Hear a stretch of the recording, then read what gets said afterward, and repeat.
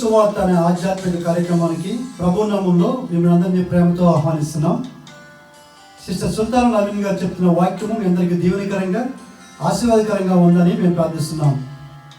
మీ యొక్క అభిప్రాయాలు సలహాలు యూట్యూబ్ లింక్ ద్వారా మాకు తెలియపరచగలరు. మీలో ఎవరికైనా ప్రార్థన అవసరం ఉన్నట్లయితే స్క్రీన్పై కనిపిస్తున్న మొబైల్ నెంబర్కి మీరు ఫోన్ చేసినట్లయితే మీ కొరకు మేము ప్రార్థన చేస్తాం. ప్రభు మిమ్మల్ని దీవించుగాక.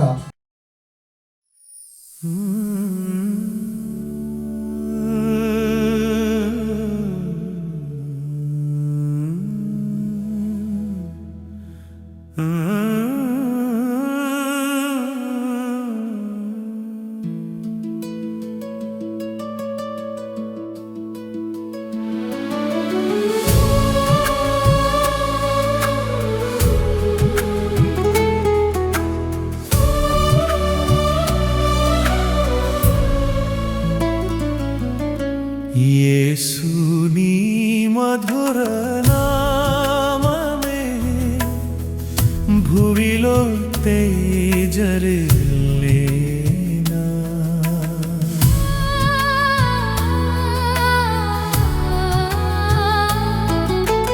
యేసు నీ మధుర నామమే భువిలో తేజరిల్లేనా.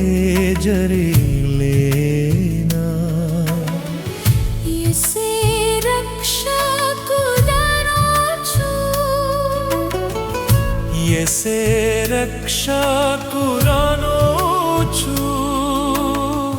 స్తుతులో నరించిరా నా దేరా. ఎసే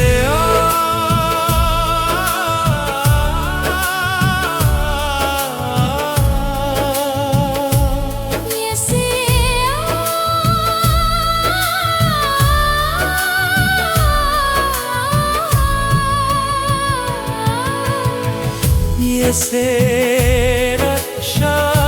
రక్షకురనుచు ఎసే రక్షకురనుచు స్తుతులో నరించిరా నా దేవా. యేసు నీ మధుర నామమే భువిలో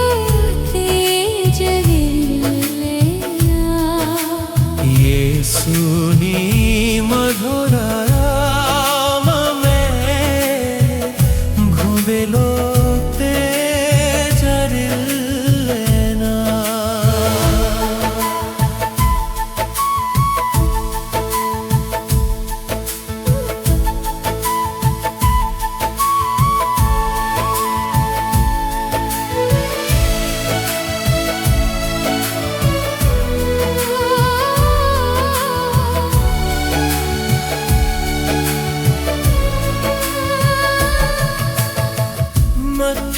నక్షత్రరాసులే నెవ్వరపోయే యేసు నీ మహిమను గాంచే.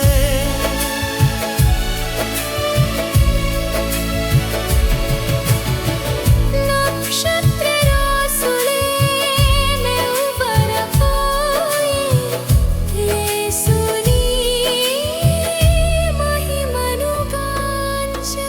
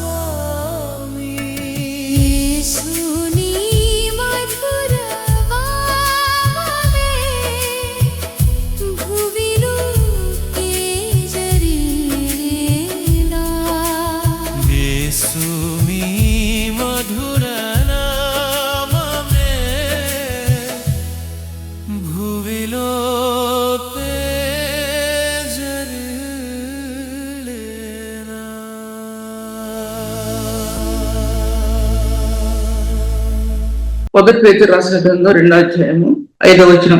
యేసుక్రీస్తు ద్వారా దేవునికి అనుకూలములకు ఆత్మ సంబంధమైన బలులు అర్పించటకు పరిశుద్ధ యాజకులుగా ఉన్నట్లు. తర్వాత 9వ వచనంలో, అయితే మీరు చీకట్లో నుండి ఆశ్చర్యకరమైన తన వెలుగులోనికి మిమ్మల్ని పిలిచిన వాని గుణాతిశయములను ప్రచురించే నిమిత్తము. ఈ వాక్య భాగాలు ఎంతవరకు అయితే ఎంతవరకు మొదలుపెట్టి ఎంతవరకు చెప్పగలుగుతానో అంతవరకు అవుతుంది. ఇప్పుడు దీనికి కొంచెం ఒక నిమిషం ప్రార్థన తీసుకుందాం. దేవానికి వందనములు తండ్రి, నీ వాక్యంలో ఉన్నటువంటి తీవ్రత ఆత్మకు అందించు ప్రభా. నీ వాక్యంలో ఉన్న సత్యం బయలుపరచు. పరిశుద్ధులుగా ఇచ్చినటువంటి ప్రధాన యాజకత్వం ఒకసారి బయలుపరచు ప్రభా. ఆత్మ అనుభవించకుండా ఒక విషయం బయటికి రాదు కనుక ఆత్మలో ఈ ఉన్నతమైన సత్యాలు ప్రభా ఈ విధంగా సమాజంగా కట్టుబడ్డాయో పరిశుద్ధ యాజకత్వానికి, అలాగే ప్రభు నేటి సంఘానికి కూడా పరిశుద్ధ యాజకత్వంగాను నిలబెట్టావు కనుక ఈ ధ్వజ స్తంభాలన్నింటినీ కూడా ప్రభు మీరు ఆశీర్వదించాలి. ఒకసారి మిమ్మల్ని జ్ఞాపకం చేసుకుంటున్నాం, నీ ప్రేమని జ్ఞాపకం చేసుకుంటూ అనేకులకు ఆశీర్వాదకరంగా చేయమని యేసునామములో స్తుతించి వేడుకుంటున్నాం తండ్రి. ఈ వాక్య భాగాలు నేను మా స్త్రీల కుడికిలో కొంచెం పంచుకున్నాను, కానీ అదే వాక్యాన్ని ధ్యానించాను. ఎంత ధ్యానించినా సరే అది మనకు చేరదు, ఎంత ధ్యానించినా సరే అది మనకి పూర్తవదు. మొట్టమొదటిగా ప్రధాన యాజకత్వం అనేది 3 విధాలుగా బైబిల్ గ్రంథంలో యేసు ప్రభు నూతన నిబంధనలో జ్ఞాపకం చేయబడింది. ఒకటి 3 విధాలుగా అంతలించిన, 5 విధాలుగా అంతలించిన 3 విషయాలు మాత్రం మీతో మాట్లాడుతున్నాను. ఒకటి ఏంటంటే ఆయన ప్రధాన యాజకుడిగా కల్వరి శిలువ మీద వేదన పడిన స్థానం, అది వెచ్చిన చోటుకి ఆ యొక్క వేదన పడిన స్థానానికి అది లింక్ చేయబడింది. అందులో పలికిన 7 పలుకులు రెండవదిగా ఆ ప్రధాన యాజకత్వానికి సంపూర్ణమైన నిదర్శనం ఉంది. 7 పలుకులు కూడా. మూడవదిగా ఆ ప్రభు మరణించి తిరిగి లేచిన తర్వాత ఆయన ప్రధాన యాజకుడిగా ఆకాశ మండలం ఉండబడిన ప్రధాన యాజకుడైన యేసు అని రాయబడింది. ఇలాగ బైబిల్ గ్రంథంలో 5 చోట్ల అంటే 5 విధాలుగా రాయబడింది. నేను 2-3 చెప్తున్నా సరే నా మనసులో 5 కూడా ఉన్నాయి. ఈ క్లాస్ నాకు ఇచ్చిన క్లాసు 1 అవర్లో 10 నిమిషాలలో ముందు 5 నిమిషాల ముందు నేను ఆఫ్ చేయాలి కాబట్టి నేను త్వరితగతిగా చెప్తాను. మరి త్వరితగతిగా చెప్పినా సరే మీరు అర్థం చేసుకొని ద పాయింట్స్ వైజ్గా మీరు రాసుకోవటం మంచిది. నేను ఇప్పుడు ఒకసారి చెప్పి 4-5 పాయింట్స్ మళ్ళీ సెకండ్ టైం చెప్పలేకపోతున్నా. ఇప్పుడు దేవుని సన్నిధిలో నేను సిద్ధపరచబడిన వాక్య భాగం మరణ ఇక్కడ నేను కూర్చున్నప్పుడు వాక్య భాగాలు మారిపోతాయి.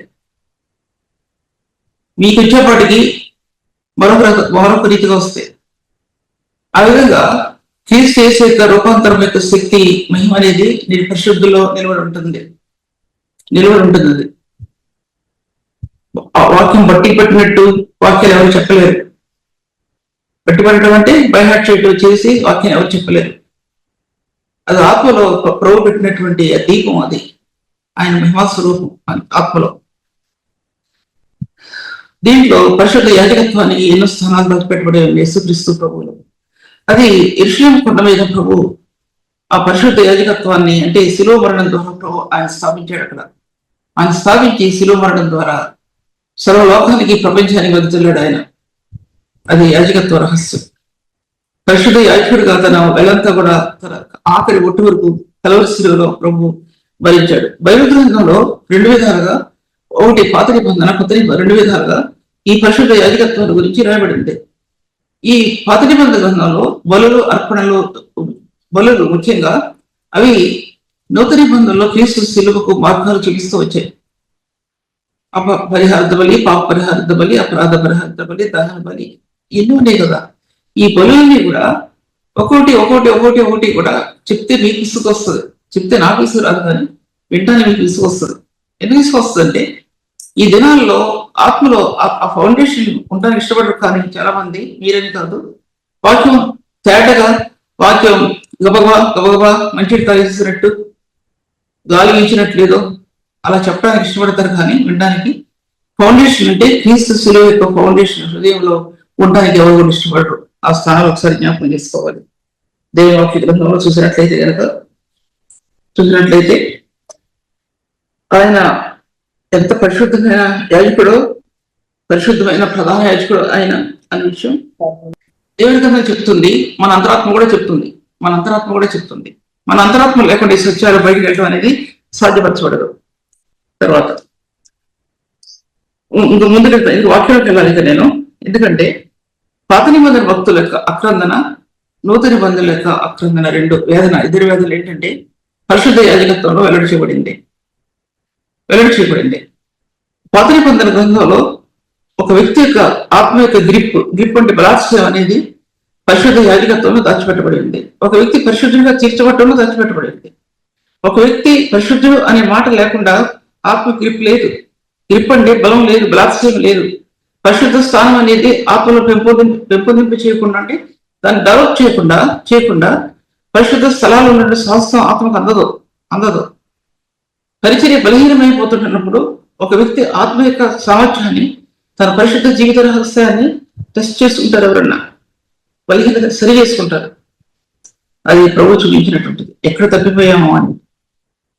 లేకపోతే దర్శనం నూతన మీదగా రాకపోతే, సేవ జీవితంలో బలహీనమైనదిగా ఉంటే, సంఘ విషయాల్లో సరైనటువంటి కట్టే పద్ధతుల్లో సరైనవి లేకపోతే, ఒక వ్యక్తి సేవకుడు అనేటువంటి వ్యక్తి తన అంతర్యంలో వేదన ఎలా ఉంటుందంటే భయంకరంగా ఏడుస్తాడు ప్రభు దగ్గర. తన ప్రధాన యాజకత్వాన్ని కోల్పోవటానికి ఏ సేవకుడు కూడా ఒప్పుకోడు. అలా ఒప్పుకున్న వ్యక్తి ఈ లోక సంబంధమైన వ్యక్తి అయి ఉండాలి కానీ దేవుని సంబంధమైన వ్యక్తి మాత్రం కాదు. నేను చెప్పడం లేదు కానీ వాక్యం చెప్తుంది. తర్వాత వాక్య భాగాలు చూసినట్లయితే దేవుని యొక్క పరిశుద్ధమైన రక్తం అనేది కొత్త నిబంధనలో రెండు కూడా దాచిపెట్టబడి అన్ని గ్రంథంలో. పరిశుద్ధాత్మ దేవుడు, త్రియేక దేవుడు అని రాయబడినప్పటికీ కూడా పాత నిబంధనలో ఈశ్వరాయ దేవుడు, తర్వాత ఉన్నవాడు అనువాడినే దేవుడు, తర్వాత ఆది అంతం లేనటువంటి ప్రభు, తర్వాత జ్ఞానాత్మకునుడు, ఇలా ఉన్నాయి కదా. సర్వత్ర వ్యాపించినటువంటి దేవుడు, సర్వశక్తి, ఇలాగ బైబిల్ గ్రంథంలో, పాత నిబంధన గ్రంథంలో ఈ పేర్లన్నీ కూడా ఒకదాని వెంట ఒకటి దాని శక్తి అంతా కూడా రాయబడి ఉంది. నూతన నిబంధన వచ్చేప్పటికి యేసుక్రీస్తు ప్రభు యొక్క శిలువ మరణం ద్వారా ఒక రక్త పొట్టు నీ హృదయంలో, నా హృదయంలో ఉంటే ఈ శక్తి అంతా ఆత్మలో కుమరించబడుతుంది, ఆత్మలో బయలుపరచబడుతుంది. ఈ శక్తి హృదయంలో బయలుపరచబడటానికి రక్తం యొక్క ప్రోక్షణ హృదయంలో ఉండాలి. రక్షణ అనేది ప్రధానమైనదిగా పదే రక్తం యొక్క ప్రోక్షణ పదే పదిగా అంటే ఈ మనిషి జీవించిన జీవిత కాలం అంతా కూడా ఈ శరీరంతో ఉన్నంత వరకు కూడా ఈ రక్త ప్రోక్షణలోనికి ఆత్మ రావాల్సిందే. నేను గ్రహించుకుంది. మరి మీరేం గ్రహించుకున్నా నాకు తెలియదు. నేను గ్రహించుకుంది. దాంట్లో ఆత్మ నూతన పరచబడటం అనేది, అంతరాత్మ బలపరచబడటం అనేది ఆత్మకు అందిన సత్యం. అది మీతో మాట్లాడుతుంటున్నాను. తర్వాత ముందు వాక్యం వెళ్తాను. పాత నిబంధన గ్రంథంలో ఉన్నటువంటి సత్యాలు కొన్ని మీ మధ్యలో చెప్తాను. దీనికి ముందు నూతన నిబంధనలో యేసుక్రీస్తు ప్రభు యొక్క రక్షణ యొక్క కాంతి స్తుత్యాగం అనేది క్రీస్తు శిలువ యాగం అనేది పాత నిబంధన భక్తులు కూడా గ్రహించారు. మోషే లాంటి వారు, దావీదు లాంటి వారు చాలా మంది గ్రహించిన మన తేటగా కొన్ని చెప్పడానికి కుదరదు, కొన్ని చెప్తున్నాను నేను మీతో. మోషే గ్రహించాడు, దావీదు గ్రహించాడు, దానియేలు గ్రహించాడు, యాజకులు గ్రహించారు, రాజులు గ్రహించారు.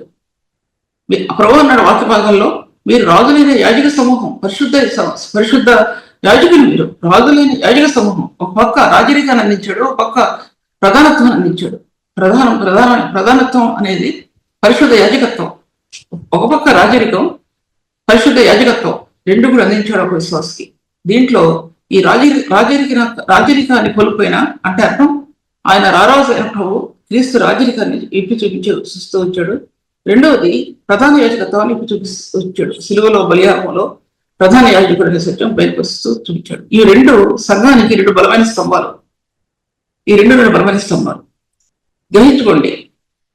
సొలొమోను మందిరం కట్టినప్పుడు ఇతర స్తంభాల ముందు ఆవరణంలో రెండు ఇతర స్తంభాలు పెట్టారు. దాంట్లో చాలా బలమైన స్తంభాలు.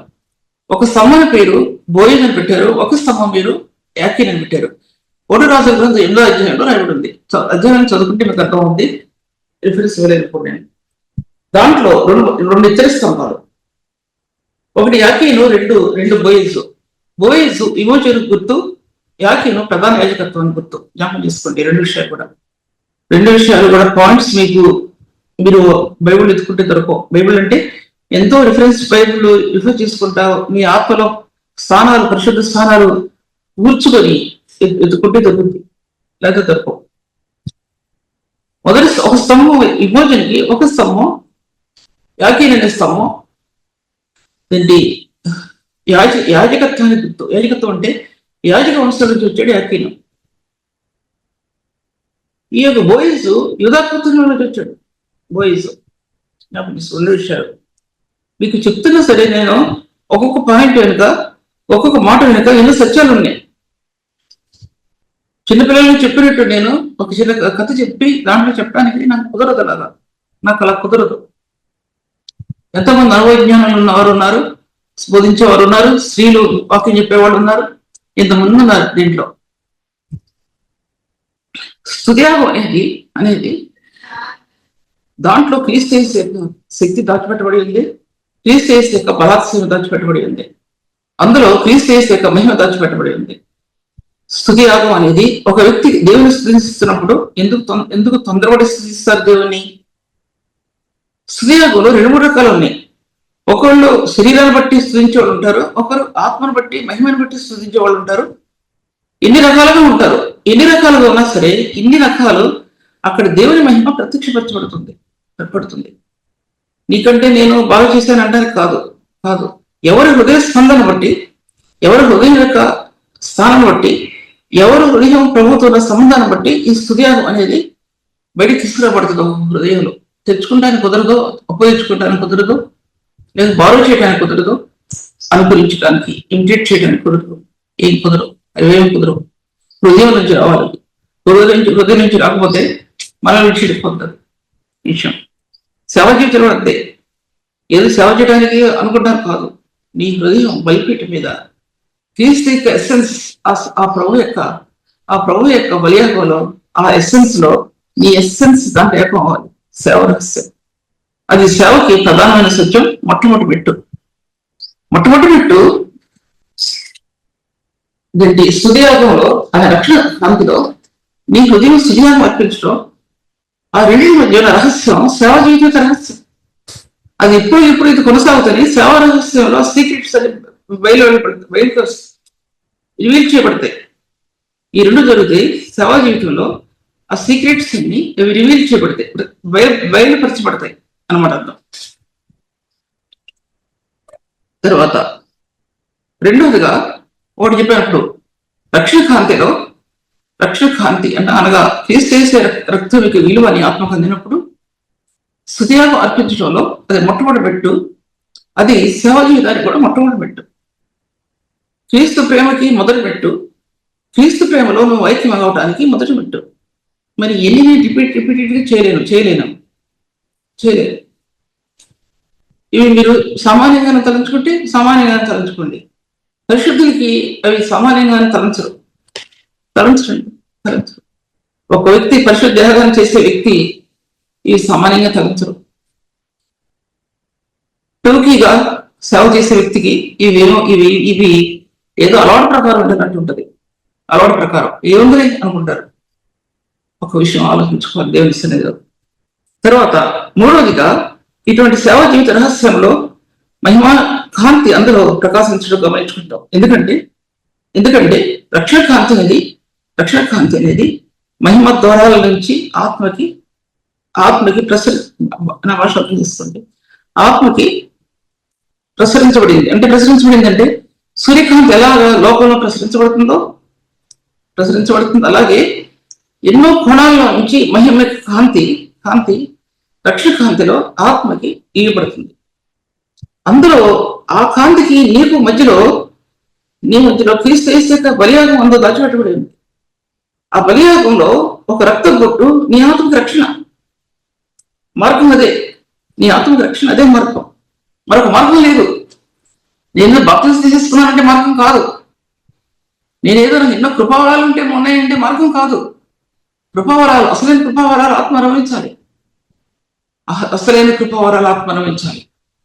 ఆత్మ దేవునితో మాట్లాడే సంబంధం, అంతరాత్మ దేవునితో పెనుగులాడే సంబంధం, యాకోబు వలె ప్రభు పాదాలు పట్టుకుని వేదన పడే స్థితి, ఇవన్నీ యాజకత్వం యొక్క రహస్యాలండి. యాజకత్వం యొక్క రహస్యాలు, ప్రధాన యాజకత్వంలో ప్రభుత్వం ఏకమైన అనుభవాలు, నీ సేవా జీవితం యొక్క రహస్యాలు అర్థం చేసుకోండి. తర్వాత వాక్య భాగాల్లో కొన్ని వాక్య భాగాలు మీతో మాట్లాడడానికి తెలుస్తున్నాను. సంఖ్యాకాండం ద్వితీయోపదేశకాండం చెప్తున్నాను. ద్వితీయోపదేశకాండం 33 అధ్యాయంలో 19వ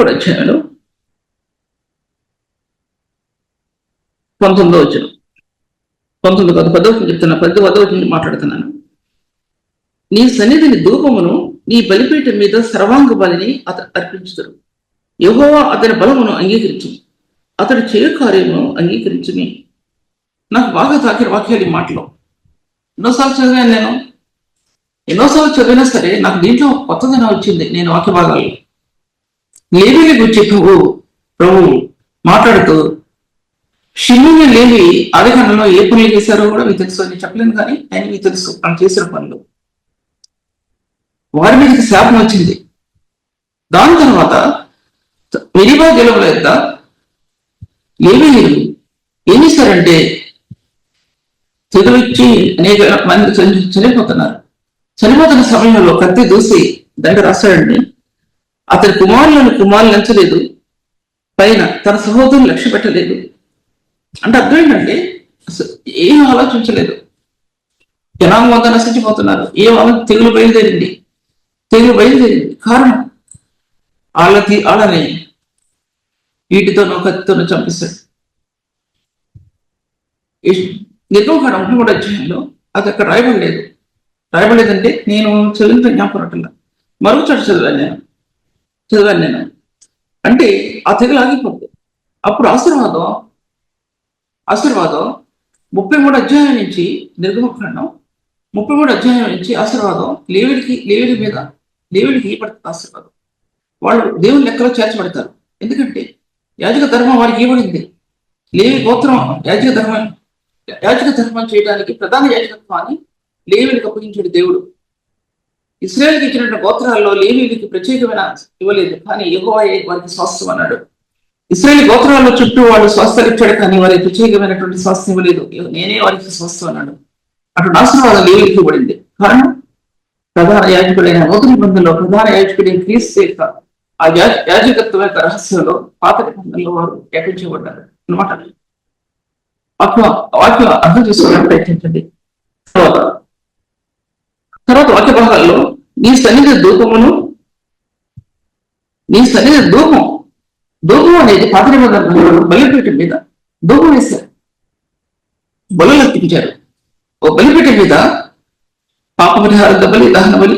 ఇప్పుడు దహన బలి గురించి చెప్తున్నా. అవన్నీ కూడా ఇప్పుడు చెప్పడం కుదరదని చెప్పాను కాబట్టి సబ్జెక్ట్ అసలు చెప్పడానికి కుదరదు, అన్ని సబ్జెక్టులు ఒకసారి. అక్కడ దహన బలి అంటే సర్వాంగ హోమం అంటే ఆ యొక్క జంతువుని దాన్ని అర్పించినప్పుడు ఎక్కడా కూడా కాల్స్ అనేది శరీరంలో ఉండడానికి వీల్లేదు అన్నమాట. అర్థం ఒక లైన్లో చెప్తున్నా. ఎక్కడ కూడా శరీరంలో కాల్చింది ఉండడానికి అంతరింద్రియములు ఇవి చాలా భాగాలు ఉన్నాయి. అవన్నీ కూడా కాల్చివేయబడాల్సిందే, మాడిపోవాల్సిందే అన్నమాట. అర్థం అది ఏంటి అనేది నాకు తర్వాత అర్థమైంది. ఏంటి అనేది తర్వాత అర్థమైంది. అంటే ఒక మనిషి జీవితంలో దేవుని స్తుతి యాగంలో లేకపోతే స్తుతి యాగం యొక్క అర్పణలో ఒక వ్యక్తి హృదయం కాల్చబడటం అనేది నేను గమనించుకోగలిగాను. ఎక్కడ పాపం ఉండటానికి వీలు లేకుండా ఆ స్థానంలో ఉండగలిగితే నీ సేవ చేయండి, లేకపోతే సేవ చేయండి. అందరి పరిపూర్ణులు కాదు, నిజమే. కానీ సేవ ఇటు పోవడానికి కుదరదు, అటొకడుగు కుదరదు. ఇప్పుడు సంఘ వ్యవస్థలో పరిశుద్ధమైన నిజమైన సేవ కానీ యాజకత్వం కానీ సంఘ వ్యవస్థలో మనం చూడలేము. కొన్ని చోట్ల ఉంది, కొంతమంది ప్రార్థన చేస్తారు. నేను వారి విషయం మాట్లాడటం లేదు. సేవకు వచ్చి ఏడు తిరిగిపోయిన వాళ్ళు ఉన్నారు. సేవకు సమర్పించుకొని చూచి లోకాన్ని చూచి భ్రమస్తున్న వారు ఉన్నారు. సేవకు వచ్చి అన్ని సంపాదించుకొని ప్రభు సన్నిధిలో నిలవలేని వారు ఉన్నారు. దేవుని సన్నిధిలో జీవించేవారు, బాల్యం నుండి ప్రభు సన్నిధి జీవించేవారు, కష్టాలు వచ్చిన శ్రమలు వచ్చిన సంఘాన్ని వీడని వారు ఐశ్వర్యంతో చూశాను, వారు ఆశ్రయించబట్టం చూశాను. ఎన్నో తలాంతులతో నింపట్టం చూశాను. కృపగల మార్గాలను తెరవబట్టం చూశాను. శ్రమలు అనుభవించినా సరే ఆ శ్రమల్లో ఆ కృప కుమరించబట్టం చూశాను. దేవుని సంఘాన్ని విడిచిపెట్టకుండా దేవుని మందిరానికి వచ్చినటువంటి వారికి ఎన్నో కొట్లతో నింపబడిన ధన సంపదలు నింపబట్టం చూశాను. వారి జీవితాలు సేవా జీవితం రహస్యంలో వారు ప్రకాశించినట్లు చూశాను. దేవుని సన్నిధిలో లోబడిన వారి సంగతి చెప్తున్నాను నేను. వారు దేవుని సన్నిధిలో విజ్ఞాపన చేసేవారు, దేవుని సన్నిధిలో స్తుతియాగం చేసేవారు. ఒక పెద్ద సేవకునికి తెలియనంత రహస్యాలు అల్పులైనటువంటి కూర్చున్న వారికి తెలిసినటువంటి వాళ్ళు ఎంతోమంది ఉన్నారు. పెద్ద పెద్ద వారికి తెలియని రహస్యాలు, ఆత్మ సంబంధమైన రహస్యాలు. కారణం ఏంటి అంటే ఒకటే కారణం, దేవుని మందిరాన్ని విడిచిపెట్టక వెంబడించిన వారు శ్రమలనక కష్టమనక తుఫానులకి జడియక గాలి తుఫానులకు భయపడక నిలబడిన వారు సంఘాలలో నిలబడి ఉన్నారు.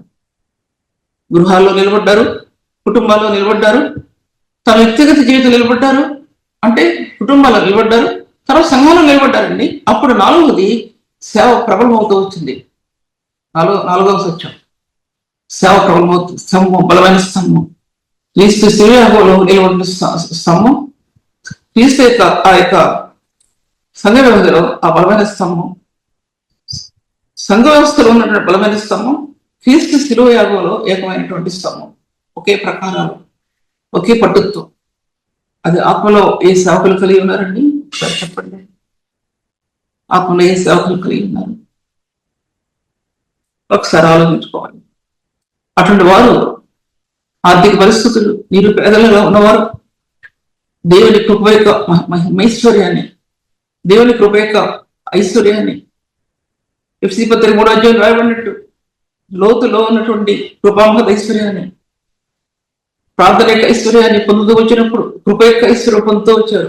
కృప యొక్క ఐశ్వర్యం, ప్రార్థన యొక్క ఐశ్వర్యం పొందుతూ వచ్చినప్పుడు ఆత్మలో లేని సమృద్ధి అయిన జీవాన్ని పొందుతూ వచ్చారు. ఎప్పుడైనా సమృద్ధి అయిన జీవం పొందుతూ వచ్చారో ఆర్థిక లేములు అవన్నీ కూడా దానిలో క్రీస్తు యొక్క మహిమైశ్వర్యం, ఎఫ్సీ రాసిన పత్రిక 6వ అధ్యాయంలో క్రీస్తు మహిమైశ్వర్యంతో ఆయన మీ ప్రతి అవసరం కూడా తీర్చున్న వాగ్దానాలు నెరవేర్చుకుంటూ వచ్చాడు. జ్ఞాపకం చేసుకోండి, వారు జ్ఞాపకం చేసుకోవాల్సిందే.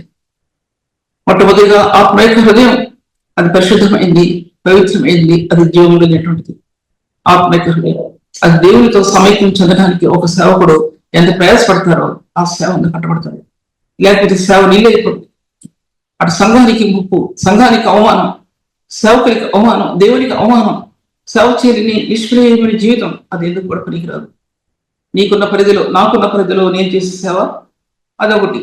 ఇంట్లో ఉండి నేను చేసే సేవ, సంఘాల్లో సేవకులుగా ఉండి చేసే సేవ అదొక. ప్రభు నాకు ఇచ్చిన అనుమతి ఇచ్చాడు కాబట్టి నేను ఈ విధంగా జాగ్రత్తగా నన్ను నేను చూసుకుంటూ మీతో మాట్లాడుకుంటున్నాను. నేను ఈ మాత్రం అతిశయించకుండా దేన్ని బట్టి నన్ను నేను చూసుకోకపోతే ఈ మాటలు మీ మధ్యలో రావు, ఏమాత్రం కూడా రావు. నీ సన్నిధి ధూపమును నీ బలిపీఠం మీద సర్వాంగ బలి అర్పించుదు. నీ సన్నిధిలో నీ బలిపీఠం మీద ధూపాన్ని వేస్తారు వాళ్ళు. ఎప్పుడు అంటే ఆ గ్రిప్, ఆత్మలో పాపములో ఉన్న కళల్లో గ్రిప్ జ్ఞాపకం అందినప్పుడు ఆ బలాత్సం అక్కడ పుట్టిందండి. ఆ బలం అక్కడ పుట్టింది. అది లేకపోతే బలం పుట్టదు. అందుకోసం లేవి వ్యవస్థలకి ప్రభు అవసరం ఎన్నో తరాలు ఆశీర్వాదం ఇచ్చాడండి. లేవి దాంట్లో అంటే అహరోను కుమారుడు ఎలియాజరు, కుమారుడు పరిశుద్ధ స్థలం యొక్క యాజకత్వం అని వాడికి ఉపయోగించాడు దేవుడు. దానిలో ఫినెహాసు ప్రాముఖ్యత వహించిన వాడు. బైబిల్ గ్రంథాలన్నీ ఉన్నాయి. రిఫరెన్స్ కూడా పెట్టుకున్నాను, కానీ ఈ రిఫరెన్స్ తీస్తే 5 నిమిషాలు ఉంది. ఫినెహాస్ కి తర్వాత లేకపోతే అదేంటి అహరోను కుమారుడు ఎలియాజరుకి ప్రధాన యాజకత్వాన్ని అప్పగించి ప్రధాన యాజకత్వానికి పరిశుద్ధ స్థలానికి వారే ఉత్తరవాదులు అని కూడా వ్రాయబడి ఉంది. అహరోను అతని కుమారులు ఉత్తరవాదులు, జవాబు ఇవ్వాల్సిందే. అది జవాబు ఇవ్వాలన్నమాట అర్థం, ఉత్తరవాదులు. తర్వాత వచ్చే భాగంలో ప్రభు అన్నాడు, యెహోవా అతని బలాన్ని అంగీకరించు. మోషే దీవిస్తున్నాడు, ప్రభువా నువ్వు అతని బలాన్ని దీవించు. మన బలం, మన సామర్థ్యం, మన శక్తి ఈ బలియాగం రహస్యంలో ధూపం వేసేటప్పుడు పరిశుద్ధ యాజకత్వంలో నీ ఆత్మ దేవుని సన్నిధిలో ధూపం వేయటం అంటే ఎసెన్స్ పరిశుద్ధ బలి అంతా అయినప్పుడు బలాత్సయం అక్కడ పుట్టిందండి. అది సేవ యొక్క రహస్యం. సేవ యొక్క రహస్యం అది. అర్థం కాకపోతే ఆలోచనలు వినండి, అర్థం చేసుకోండి. సేవ యొక్క రహస్యం అది. ఇది లేకపోతే సేవ జీవితం గాలి కొట్టుకుపోద్ది, తుఫాన్లు కొట్టుకుపోద్ది. తుఫాన్లు కాదు, చిన్న చిన్న గాలులకి కొట్టుకుపోయి కూలిపో. తర్వాత వాక్య పగల ముందుకు వెళ్తా, అది ముందుకు వెళ్ళాలి నేను. ఎందుకంటే వాక్యం టైం అయిపోయినప్పటికీ 1/2 hour అయిపోతుంది దగ్గర. చెప్పాను కదా, ఇది కనుక అవ్వకపోతే మళ్ళీ మాట్లాడతాను మీతో. తర్వాత మొట్టమొదటి కాలంలో, ఆదిమ కాలంలో, నిర్గమకాండంలో సేవ చేయడానికి దేవుడు మొట్టమొదటి మోషేని అసలు ఎన్నుకున్నాడు. ప్రభు తెలుసు కదా అందరికీ. అవన్నీ ఇన్సిడెంట్స్ వివరించకుండా అక్కడక్కడ పాయింట్స్ టచ్ చేస్తారా మీకు అంతే. అంటే అదేంటంటే మీరు చూసుకున్న తర్వాత మోషే అహరోనులకి ప్రత్యేకమైన బాధ్యత అప్పగించాడు. 30వ అధ్యాయం నిర్గమకాండంలో అప్పగించినప్పుడు, మోషేకి బాధ్యత అప్పగించినప్పుడు 20 లక్షల కాల్బలం తన చుట్టూ ఉండే. కొండ మీదకి వెళ్ళి 40 దినాలు ధర్మశాస్త్రాన్ని తీసుకొచ్చాడు దేవునితో ఉండి. తీసుకొచ్చినప్పుడు వాళ్ళు చేసిన పాపం అనేది తన హృదయంగా ఏం చేయలేకపోయిందంటే ఎంత ఎచ్చి ఉంటాడో. ఒకడు అడుగుతున్నాడు దేవుని ఏంటంటే, నీ ధర్మశాస్త్రంలో, నీ జీవగ్రంథంలో ప్రభా నా పేరు తుడిచివే. ఎందుకంటే వీళ్ళని ఇటువంటి మనుషుల్ని నేను వాళ్ళ పైకి తీసుకురావడం ప్రభా నాకు సాధ్యపరచబడదు. అటువంటి జనాంగం ప్రభా నా వల్ల కాదు, తీసేస్తే జీవగ్రంథంలో నుంచి 2వది నా పేరు తీసే, అసలు వద్దు నాకు. ఎన్నిసార్లు అనుకున్నా ఉండలాగా మన జీవితంలో ఎన్నిసార్లు అనుకున్నాం. సేవకునిగా కాకపోయినా ఒక సామాన్య వ్యక్తిగా మనం జీవిస్తున్నప్పుడు ఎన్నో పరిస్థితులు అడ్డుకుంటాయి, మనల్ని చాలా అడ్డుకుంటుపోతాయి. మన నిర్దోషత్వాన్ని వెల్లడిపరచలేం, మన యథార్థతని వెల్లడిపరచలేం, మన పరిశుద్ధ స్థానాలని వెల్లడిపరచకుండా నిందలు తెరలుగా మీదకి వచ్చేస్తాయి. ఒక వ్యక్తిని ఒక మాట అంటే భయపడం ఒక మాట అంటానికి భయపడం. వీటన్నిటి మధ్యలో తన యొక్క వేదన, మోషేకి వేదన 4 రకాలు ఉన్నాయి. ఒకటి ఏంటంటే తన వేదన క్రీస్తు యొక్క, తనకు వాడు చేసి క్రీస్తు ప్రభు యొక్క వేదనతో దేవుడు సరిపోల్చుకున్నాడు. ఒకటి తన వేదన. రెండవదిగా ధర్మశాస్త్ర పలకలు పగలగొట్టినప్పుడు ఎందుకు పగలగొట్టాడు అనేది నా జీవితంలో నాకు ఎన్నోసార్లు ప్రశ్నించింది. దాంట్లో పగలగొట్టినప్పుడు తను అనుకోలేదా 40 దినాలు దేవుని దగ్గర ఆ ముఖ వచ్చేస్తున్న కాంతిలో నిలబడి పొందినట్టు ఈ పలకలను పగలగొడదు ఎలాగా అని అనుకోలేదా? అది పెద్ద సబ్జెక్ట్. అది చెప్పడానికి అది పెద్ద సబ్జెక్ట్ అయినా సరే నీకు 2-3 పాయింట్స్ చెప్తున్నాం. మోషే నిలబడింది ఇరిగిపోయినా నలిగిపోయినా ఆ రాతి పలకల మధ్య నిలబడితే నూతన నిబంధనలలో రూపాంతరంలో నిలబడ్డాడండి. విడిగిపోయి ముక్కలేపినటువంటి పలకల మధ్య నిలబడ్డాడు. ఆయన నూతన నిబంధనల రూపాంతర కొండ మీద ప్రభుత్వం నిలబడ్డాడండి. దీన్ని 2 కొరింథీయుల రాసిన పత్రిక 3వ అధ్యాయం రాయబడింది. ధర్మశాస్త్ర సంబంధమైనటువంటి ఆ పరిచర్య అంత మోషే ఆ సినాయి కొండ మీద పరిచర్య వాటి చూసుకోండి 2వ అధ్యాయం 3వ అధ్యాయంలో అంతకంతకు తగ్గిపోయింది. కానీ నీతి కారణమైన పరిచర్య ఎంత మహిమ కలిగింది ఉండను. ధర్మశాస్త్ర సంబంధమైన పరిచర్య అంతకంతకు దాని మహిమ తగ్గిపోతూ వచ్చింది. నీతి కారణమైన వాక్యం అది నేను చెప్పేది. నీతి కారణమైన పరిచర్య ఎంత మహిమ కలిగి ఉండను. అందుకు కలవరి శిలువ మీద ప్రభు తన ప్రాణం పెట్టి తన నీతిని దారిపోసి ఈ నీతి అడ్డుకుంది పాపాన్ని. ఈ నీతి పాపాన్ని అడ్డుకొని పరిశుద్ధమైన కణాలు తెరిచింది ఆత్మను. అప్పుడు ఆత్మలు తెరిచింది. ఎక్కడ తెరిచింది? నీ రక్షకాంతిలో తెరిచింది. నీ రక్షకాంతిలో తెరవకపోతే రక్షణ ఏంటి అసలు ఇక మన మనిషికి? అదేమన్నా ఊహాజనితమా లేకపోతే వెళ్ళి మొరగటమా? నమ్మేవా అంటే నమ్మాను, ప్రభు నమ్మేవా అంటే నమ్మాను. ఏది ఆత్మలో ఆ యొక్క కాంతి ఏది? ఆత్మలో ఆ ఒప్పుదల ఏది? విజయం ఏది? పాపం మీద విజయం ఏది? పరిశుద్ధ జీవితం యొక్క రహస్యం ఏది? దాంట్లో అందులో మహిళ పరిశుద్ధుడు మహిమాకాంతితో ప్రకాశించిన దర్శనం ఏది? ఏ దర్శనం? అది ఏ దర్శనం పొందుతున్నాం మనం? ఎన్నో దర్శనాలు వస్తాయి కదా, వస్తాయి. అవన్నీ పక్క పెట్టండి. అసలు దర్శనం చెప్తున్నా మీకు నేను. ఆయన ముఖ కాంతిలో ప్రకాశించిన పరిశుద్ధుని యొక్క మహిమ యొక్క దివ్య దర్శనం నీ ఆత్మలో కలువరి శిలువ మీద ప్రాణం పెట్టినట్టు ప్రభు యొక్క రక్త మార్గాల్లో ఈ మహిమ యొక్క కాంతిలో పరిశుద్ధాత్మ దేవుల్లో ఈ గ్రహం తెరవబడినట్టు దర్శనం అవశ్యం. ఈ గ్రిప్ ఆత్మక నిందా, ఈ గ్రిప్ ఆత్మక అందకపోతే సేవల ప్రబలం అవుతుందండి. మీరు ఇంటే ఉంటారు, తీసుకోపోతారు, అది నా ఉద్దేశం కాదు. తీసుకుంటారు చాలా మంది, కొంతమందికి ఎక్కకపోవచ్చు. ఇది వాక్యం మీతోనే సంబంధం కాదు. ఎన్నో చోట్ల వెళ్తారు వాక్యం, ఎన్నో చోట్ల వాక్యం వెళ్తుంది. ఒక 100 మంది 50 మంది ఈ వాక్యం తీసుకుంటే ధన్యులు అవుతారు. అంతే, నేను చెప్పలేదు, అంతే నా సేవ, అంతే ప్రభు నాకు చెప్పగలిగిన పరిచర్య, అంతే. దేవుని వాక్య భాగాల్లో మోషే గురించి చెప్పడానికి కూడా సమయం కుదరదు. మోషే అక్కడ రూపందరకుండా నిలబడ్డాడండి. అందులో ఉన్న 5 ప్రధానమైన కారణాలు ఉన్నాయి. అది వచ్చే క్లాసులో చెప్తాను, కానీ ఇప్పుడు ఈ క్లాసులో నేను టచ్ చేయలేను. మోషేలో ఉన్న ప్రధానమైన కారణాలు. అటువంటి దర్శనం, ఆత్మీయ దర్శనం పొందిన మోషే ఎటువంటి స్థానంలో నిలబడ్డాడో సరిపరీక్షించుకోవాలి. తర్వాత ద్వితీయ దేశకాండం 33 అధ్యాయం 10 నుంచి 11 మనం చదివినట్టు అప్పుడు 33 అధ్యాయం 10 నుంచి 11 మనం చదివినప్పుడు తర్వాత వచ్చే భాగం సంఖ్యాకాండం 22 అధ్యాయం 10, 9, 10, 11. అప్పుడు యెహోవా మోషేకు ఇలా ఆజ్ఞాపించింది. యాజకుడైన అహరోను మనుమడును ఎలియాజరు కుమారుడైన ఫినెహాసు తర్వాత ఇంకో వాక్య భాగం 37 అధ్యాయంలో 10, 11. 37 అధ్యాయంలో 6 చదువుతున్నాను, 7 చదువుతున్నాను, 6 చదువుతున్నాను. అతని చేతిలో యాజకుడు ఎలియాజరు కుమారుడి ఫినెహాసును పంపాను. అతని చేతిలోని పరిశుద్ధమైన ఉపకరణలను ఊదుటకు చేతిలో పరిశుద్ధమైన ఉపకరణలు ఉన్నాయి. చాలా పరిశుద్ధమైన ఉపకరణాలు ఉన్నాయి ఫినెహాసు చేతిలో. ఉపకరణాలు అంటే బూరలు ఉన్నాయి. అప్పుడు బూరలు ఊదేవారు.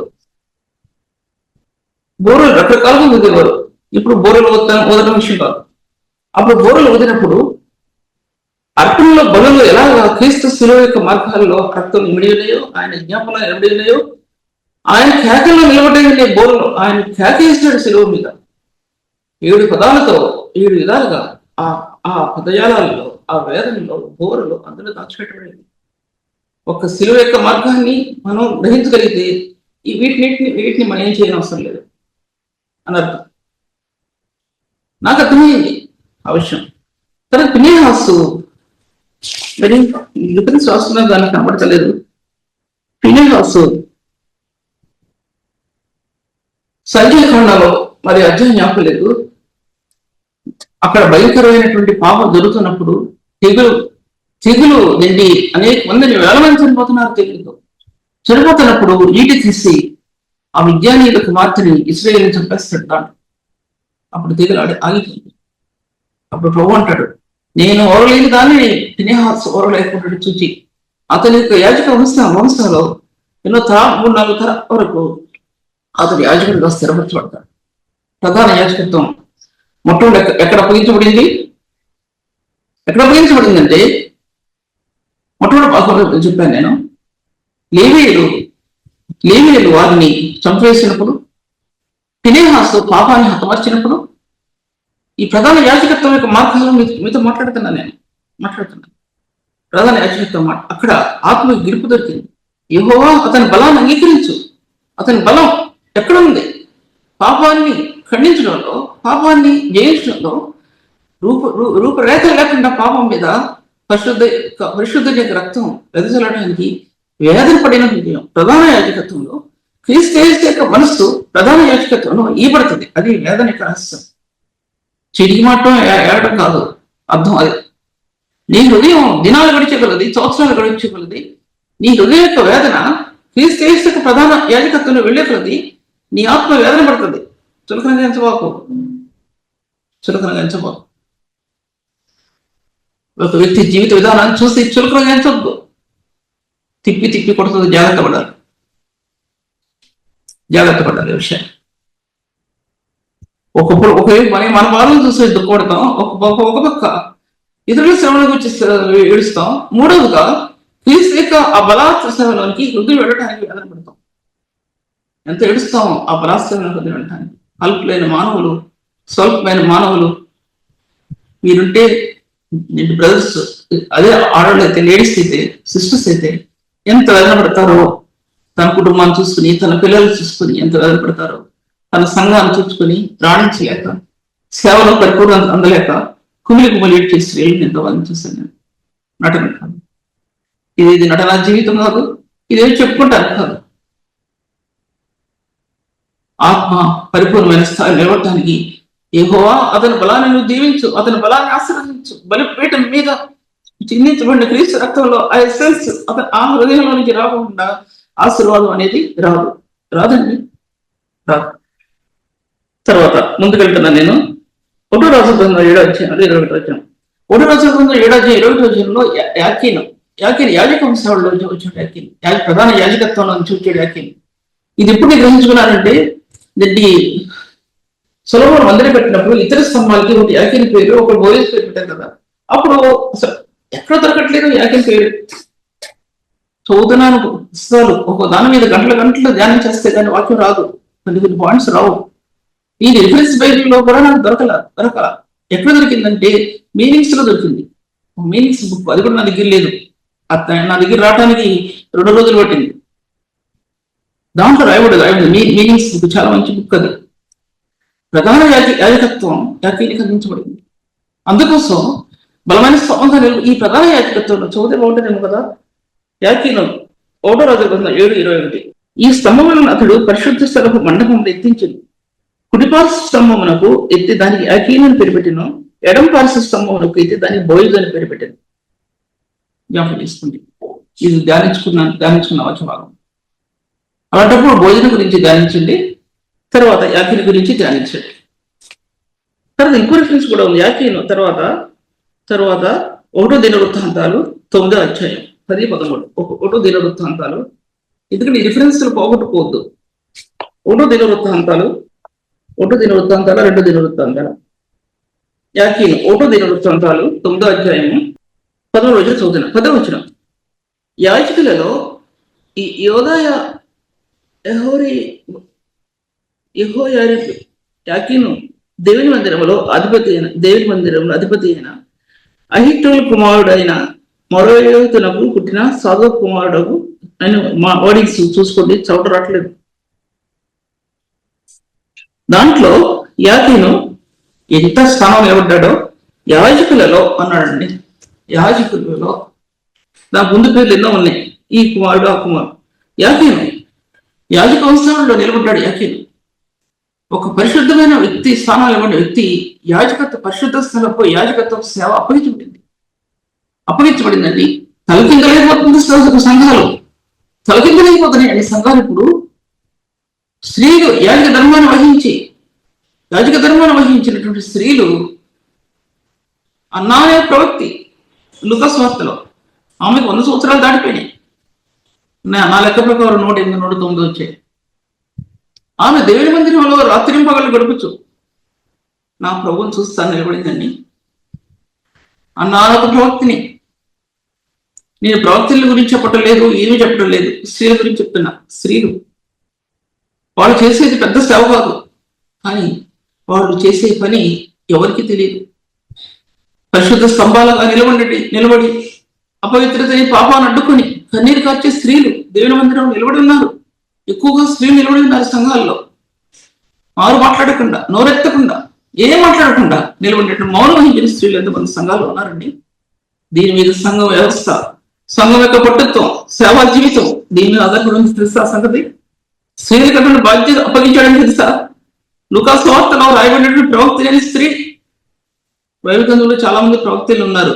ఇప్పుడు నూతన నిబంధన గురించి మాట్లాడుతున్నారు కాబట్టి నేను ప్రవక్తలు ఎన్ని విషయాలు ఏమో కూడా నేను చెప్పడం లేదు. ఎందుకంటే ఎఫెసీయులకు రాసిన పత్రిక 3వ అధ్యాయం 4వ అధ్యాయంలో దాంట్లో రాయబడి ఉంది. కొంతమంది ప్రవక్తలు గాను, కొంతమంది అధికారులు గాను చేసే దేవుడు. ఇవన్నీ కూడా కొత్త నిబంధన సంఘంలో సేవా జీవితానికి వచ్చేప్పటికీ ఒక వ్యక్తి జీవితంలో ఎన్ని ఇవిడి ఉన్నాయి. ఒక వ్యక్తి జీవితంలో అధికారిగా చలామణి చేసేవారు ఉన్నారు, ప్రవక్తలుగా నిలబడిన వారు ఉన్నారు. ఇప్పుడు ప్రవక్తలు లేరు అంటే రాబోయే సంగతులు చెప్పి ఆ స్థానాలు ఇప్పుడు లేవు. సువార్థికులుగా ఉన్నారు, అధిపతులుగా ఉన్నారు, ప్రచారకులుగా ఉన్నారు, అని బైబిల్ మీద రాయబడి ఎఫ్సీ పత్రిక 3వ అధ్యాయం 4వ అధ్యాయంలో రాయబడి ఉంది. అంతకు అప్పగించాడు బాధ్యత. ఒక పరిశుద్ధ జీవిత యొక్క రహస్యంలో ఇవన్నీ ఇమిడిపోయి ఉన్నాయి. ఒక స్త్రీ యొక్క జీవిత విధానంలో ఇవన్నీ విడిపోయి ఉన్నాయి. కొన్ని సమయాల్లో ప్రభు చెప్తాడు. ఆయన ఎలా బోధించాలో చెప్తాడు. స్త్రీకి ఎలా తను తాను తగ్గించుకోవాలో నేర్పిస్తాడు. ఆర్భాటంగా కాదు. ఇతరుల మధ్య బోధించేటప్పుడు తనను తాను మరుగుపరుచుకుని దేవుని సన్నిధిలో బోధించే స్త్రీలు, ఉత్తమమైన స్త్రీలు ఎంతమంది ఉన్నారండి. కారణం ఏంటంటే ప్రభు యొక్క మార్గాలు తేడపరచడానికి. నువ్వేనా చెప్పేది అంటే ఎవరు కుదరదు. నువ్వేనా చెప్పేది అంటే ఎవరు లేరా అంటే కుదరదు. అది కుదరదు. ప్రభువుకు లోబడాలా, వాక్యానికి లోబడాలా, మనుషుల మాటలకు లోబడాలా అనే విషయాన్ని ఆలోచించుకోండి ఒకసారి. తర్వాత 11వ వచనంలో వీరు దేవుని మందిర సేవా సంబంధమైన కార్యములందు మంచి గట్టివారు.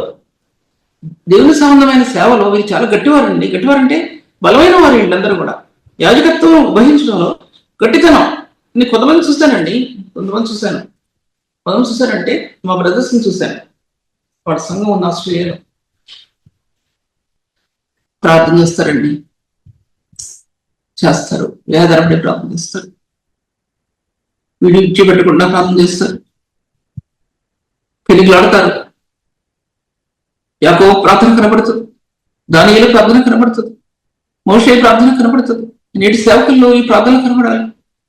మోషే ప్రార్థన కనబడాలి, దావీదు ప్రార్థన కనబడాలి, దానియేలు ప్రార్థన కనబడాలి, యాకోబు ప్రార్థన కనబడాలి. ఇవన్నీ కొత్త నిబంధనలు యేసు ప్రార్థనలో, విజ్ఞాపనలో, పరిశుద్ధ యాజకత్వంలో దాచబడిన ప్రార్థన సమావి. బ్రదర్ అవనివ్వండి, సిస్టర్ ఎవరన్నా అవనివ్వండి, హృదయంలో మెరిసే కాంతిరేఖ, హృదయంలో మెరిసే సేవా జీవితంలో, యాజకత్వంలో మెరిసే మహిమస్సు. నేనంటాను, బైబిల్ వాక్యం చెప్తుంది, అది మహిమేక రేఖ, ప్రకాశించే మహిమేక రేఖ నీ పరిశుద్ధ యాజకత్వంలో ప్రబలుతుంది. దాన్ని చూస్తే బతుకుతావు, దేని చూసి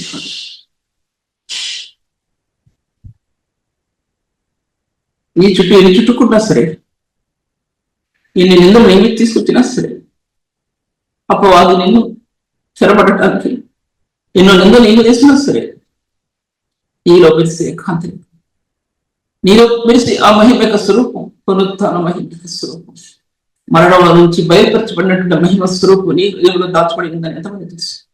ఎంతమందికి ఈ వాక్యం కావాలి? మొన్న 3 రోజుల్లో లేదా 4 రోజుల్లో పాటలు పడితే, వాక్యం పడితే 4 రోజుల్లో దగ్గర 3,000 లోపు, 2,500, 3,000 లోపు వ్యూస్ పడ్డాయి. ఎక్కడి నుంచి పడ్డాయి తెలియదు. ఏర్పరచబడిన వారు మౌనం వహిస్తే దేవుడు ఆకాశ మండలాల చుట్టూ తన దూతలు పంపించి సేవను అభివృద్ధి పరుస్తాడని ఆ సంగతి తెలుసా?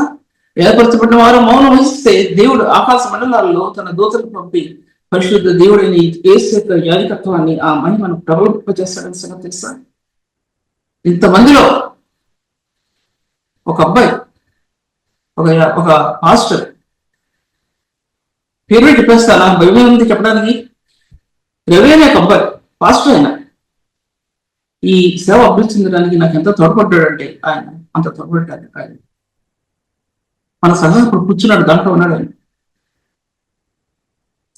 దేవుడు దీవించిన విధంగా ప్రభు నాతో మాట్లాడిన వాక్యం, నీ 8 లక్షల నుంచి వారు దీవించబడదురు కాక. ప్రభు నాతో మాట్లాడిన వాక్యం, నీ 8 లక్షల నుంచి వారు దీవించబడదురు కాక.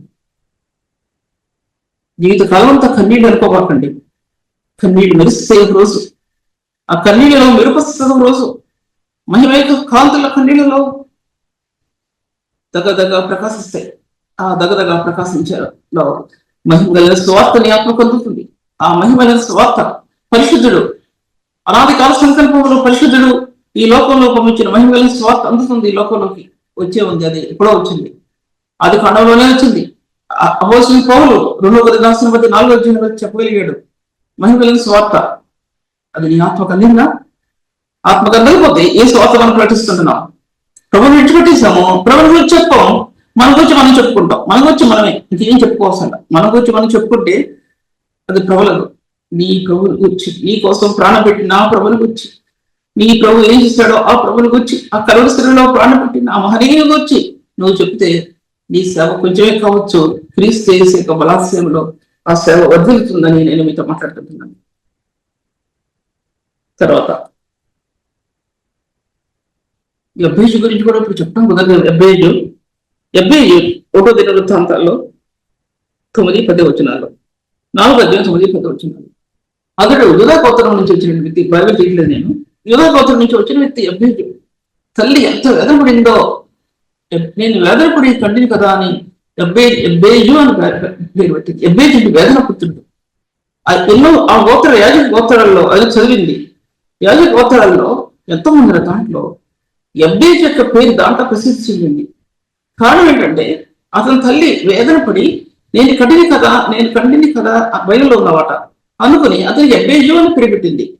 యాజక వంశ క్రమంలో అభివృద్ధి చెంది క్రీస్తు మహిమను అనగా దేవుని మహిమను చాటిన వ్యక్తి, ప్రధాన యాజకత్వ సేవలో నిలబడిన వ్యక్తి ఎబ్బేజు చిగురించింది అతని సేవ. యాజకత్వ సేవ నీకు అప్పగించాడంటే నీకు ఇచ్చిన పరిచర్య చిగురించాలి. చిగురు మీద చిగురు పుట్టాలండి ఈ సేవలో. ఆ సేవలో చిగురు పుట్టాలి. సేవలో 2వ సేవ, అందులో చిగురు పుట్టుతుంది. చిగురు ఫలించే చిగురు, పుష్పించే చిగురు, దానిలో పుష్పం, దాంట్లో గింజలు, ఫలభరితమైన సేవ, ఆత్మఫలాలతో నింపబడిన సేవ, నిత్య జీవానికి రహస్యం. రోమిలాస పత్రిక 6వ ఆఖరిలో నిత్య జీవానికి రహస్యం, అది ఫలభరితమైన సేవ యొక్క రహస్యం. అందులో ఫలం పుట్టుతుంది. ఆ ఫలం ఇతరులకు నువ్వు చెప్తే అది మాధుర్యం. అని ఎంటబడతారు. ఎందుకంటే ఆ మాధుర్య ఫలం ఎవరు ఇవ్వలేరు. ఈ ఫలాలు ఆ ఫలాలు కాదు. ఆది కాండంలో ఏదైనా తోటలో జీవవృక్ష ఫలాలు ఎంత మాధుర్యమైందో ఆ ఫలాన్ని దేవుడు ప్రతి గ్రంథంలో రాయడం రీతిగా నీకు జీవవృక్ష ఫలాన్ని భుజింపనిస్తాను. ఆ ఫలం అది. ఆ ఫలం ఇస్తే నీకు నీ మాటలు కాదు, నీ అందం కాదు, నీ సొగసు కాదు, ఇదేం కాదు, ఏం కాదు.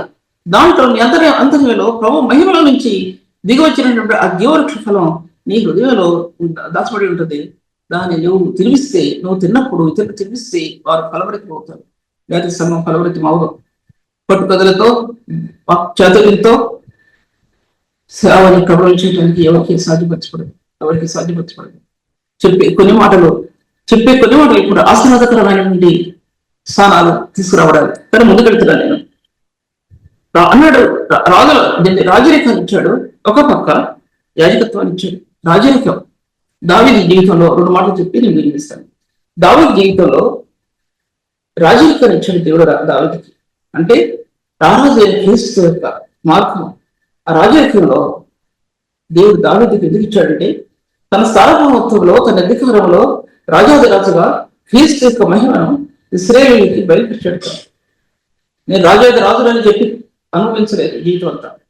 నేను రాజాదిరాజుని చక్రవర్తులని ఎక్కడ చెప్పుకోలేదు.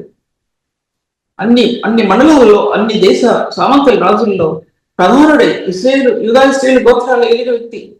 గొర్రెల కాపురాగా ఉన్న గొర్రెలను కాచుకుంటూ ఉన్న వ్యక్తి. కారణం ఏంటి? రాజాలు చేయడానికి ఏంటి అంటే అతడు దేవుని ప్రేమించిన విధానం. కానీ జ్ఞాపకం చేసుకోవాలంటే అతను దేవుని ప్రేమించిన విధానం. ఒక్క విషయంలో తను తప్పాడు, కానీ ఆ ఒక్క విషయంలో తను తప్పకపోయినా దేవుని సన్నిధిలో అంగలార్పులు మీరు ఎప్పుడైనా చూడండి ఎలా ఏడుస్తాడు. అంగలార్పు, భయంకరమైన అంగలార్పు.